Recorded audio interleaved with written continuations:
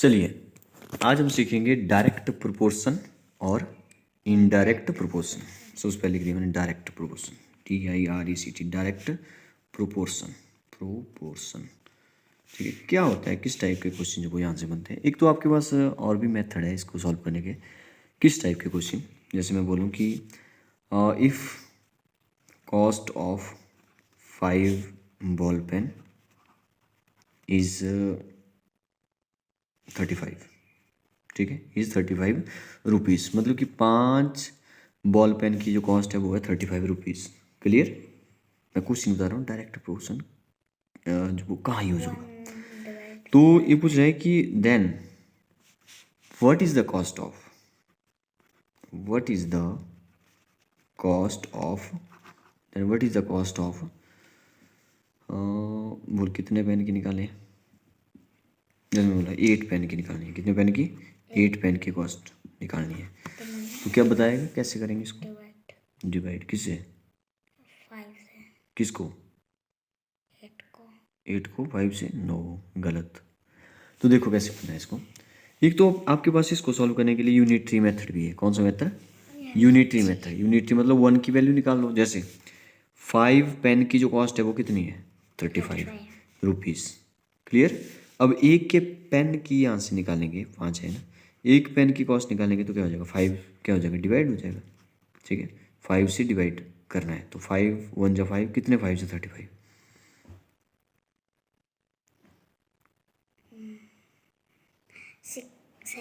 7 5, तो क्या आ गया? 7। मतलब कि एक पेन की कितनी निकलेगी? 7। जैसे 1 रुपीज़ में कितने पैसे होते हैं? 100। तो 2 रुपीज़ में कितने हो जाएंगे? 2 मल्टीप्लाई बाई 100। वैसे ही एक पेन की कॉस्ट है 7, तो 8 पेन की कितनी हो जाएगी? 7 वेरी गुड। 7 मल्टीप्लाई 8 कितना होता है? जल्दी।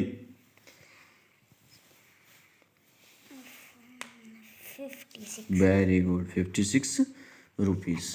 क्लियर हुआ? ठीक है, ये तो था हमारे यूनिटरी मेथड से इस क्वेश्चन को सॉल्व किया। एक है हमारे पास डायरेक्ट प्रोपोर्शन। डायरेक्ट प्रोपोर्शन का मतलब क्या हुआ समझिए पहले। इसमें क्या करते हैं हम लोग, ऐसे लिख देते हैं हम लोग। ठीक है, जैसे मैं बोलूँ कि इस साइड जब मैंने बॉल पेन ले लिया, बॉल पेन, और यहाँ पे ले ली इसकी कॉस्ट। बॉल पेन कितने की बात हो रही है पहले? 5 की, तो यहाँ पे 5 आ गया। 5 बॉल पेन की कॉस्ट कितनी है? 35। तो मैंने यहाँ पे लिख दिया 35। 5 बॉल पेन की कितनी है? 35।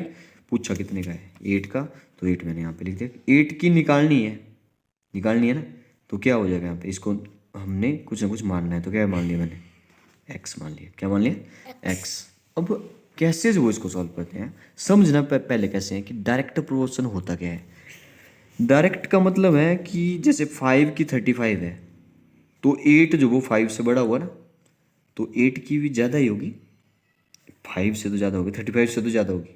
मतलब 5 का 35 बना तो 8 का भी बड़ा नंबर ही बनेगा कोई ना कोई। ठीक है, कॉस्ट ज़्यादा होगी। ऐसा तो हो नहीं सकता कि 5 की कॉस्ट 35 है और 8 की 35 से कम आएगी। ऐसा नहीं, पॉसिबल नहीं है। 25। हाँ, 25 नहीं आ सकता ना। तो क्वेश्चन को ऐसे समझना है कि 5 बॉल पेन की कॉस्ट अगर 35 है तो 8 की भी बढ़ेगी, मतलब इसका बढ़ रहा है तो ये भी बढ़ेगा। क्लियर। जब ऐसा हो, ठीक है, तब जो इसको बोलते हैं डायरेक्ट प्रोपोर्शन। और इसमें करते क्या है, ऐसे लिखना है पहले। जैसे 5 बॉल पेन की कॉस्ट इतनी है, 8 की मान लिया हमने एक्स की वैल्यू निकाल देंगे, आंसर आ जाएगा। आंसर पहले निकाल दिया 56 हमने यूनिटरी मेथड से। लेकिन अब इसको कैसे करते हैं, जैसे मैंने लिखा 5/35, इसको इससे डिवाइड किया और इसको इससे डिवाइड करना है, 8 डिवाइडेड बाई एक्स, और इनके बीच में क्या लगानी है? Equality, equal symbol. क्लियर।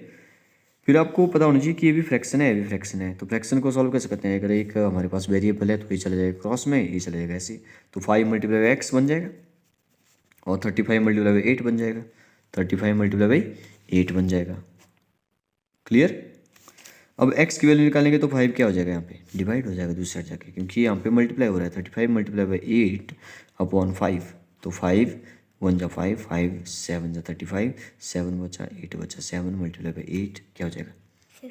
56। ऐसे भी इसको किया जा सकता है। क्लियर। अब ये तो समझाएगा कि डायरेक्ट प्रोपोर्शन था। अब अगर मैं बोलूँ कि इनडायरेक्ट प्रोपोर्शन में क्या होगा, तब इनडायरेक्ट प्रोपोर्शन में क्या होगा? इनडायरेक्ट प्रोपोर्शन में क्या होता है? इनडायरेक्ट प्रोपोर्शन में जैसे मैं बोलूँ कि मैन लिखे मैंने एक साइड और एक इस साइड लिखा है इनका काम, डेज, ठीक है, डेज लिख दिया मैंने। तो जैसे मैं बोलूँ कि ऐसे बना दिया मैंने, समझो ध्यान से है ना। जैसे मैंने बोला कि 5 आदमी, 5 मैन है, मैन किसी काम को करने के लिए ना 20 दिन लगाते हैं। कितने दिन लगाते हैं? 20 दिन। अब अगर मैं बोलूँ कि 10 आदमी हो गए, अब कितने आदमी हो गए? 10 आदमी हो गए। अब कहाँ दिन जो वो कम लगेंगे कि ज़्यादा लगेंगे? आदमी ज़्यादा हो गए, नहीं काउंट नहीं करना है कि कितने लगेंगे, मैं पूछ रहा हूँ कि कम लगेंगे 20 से कि ज़्यादा लगेंगे? ज़्यादा। ज़्यादा कैसे यार? 5 आदमी हैं, 20 दिन में काम कर रहे हैं, 10 आदमी है तो कितना टाइम लगेगा? टाइम कम लगेगा क्योंकि अब 10 आदमी हो गए ना, तो टाइम कम लगेगा, मतलब दिन कम लगेंगे कि नहीं? तो इसका मतलब क्या हुआ कि अगर 5 मैन है और 20 डेज में काम कर रहे हैं किसी भी काम को, तो अगर 10 आदमी हो जाएंगे तो एक कम हो जाएगा, मतलब एक बढ़ रहा है तो दूसरा घट रहा है। अगर ऐसी कंडीशन हो तो इसको बोलते हैं इनडायरेक्ट प्रोपोर्शन। क्या बोलते हैं इसको? इनडायरेक्ट। क्या बोलते हैं? इनडायरेक्ट। तो इस टाइप का जो भी क्वेश्चन होगा उसको सॉल्व करते हैं हम लोग कैसे। पिछले वाले में हमने क्या किया था? 5 को 20 से डिवाइड, और इसको इससे डिवाइड किया था, बीच में इक्वलिटी लगाई थी, क्लियर। अब इसको क्या करना है? Multiply, 5 multiply by 20। क्या करना है? 5 मल्टीप्लाई बाई 20 और बीच में इक्वल टू वैसे, और 10 मल्टीप्लाई बाई एक्स। अब रुक जा एक मिनट, 10 मल्टीप्लाई बाई एक्स। अब मैं अगर 10 मल्टीप्लाई बाई एक्स इस साइड लिखूँ और 20 मल्टीप्लाई बाई 5 इस साइड लिखूँ तो कोई फर्क नहीं पड़ेगा, मैं ऐसे कर सकता हूँ, ठीक है। कॉम्पिटेटिव प्रॉपर्टी बोलती है कि ए मल्टीप्लाई बाई बी या बी मल्टीप्लाई बाई ए, बात एक ही है। मतलब 7 मल्टीप्लाई बाई 8 करें या 8 मल्टीप्लाई बाई 7 करें, बात तो 56 ही है ना। तो ऐसे हम चेंज कर सकते हैं, एक्सचेंज कर सकते हैं। ये क्यों किया? क्योंकि वेरिएबल हमें लेफ्ट साइड चाहिए, इसकी वैल्यू निकालनी है एक्स। अब 10 क्या हो रहा है? मल्टीप्लाई, डिवाइड कर दो दूसरे साइड जाके, 20 divide multiply by X divided by 10, 10 टू ज़ा 22, 2 मल्टीप्लाई बाई 5 क्या आ गया? 10। मतलब अगर 5 आदमी किसी काम को कर रहे हैं 20 डेज में कंप्लीट कर रहे हैं तो 10 आदमी 10 ही दिन लगाएंगे। ये कम हो गया ना, एक्स की वैल्यू कम हो जाएगी, समझा इस क्वेश्चन को। तो इस टाइप के क्वेश्चन को बोलते हैं हम लोग डायरेक्ट प्रोपोर्शन के अंदर आते हैं।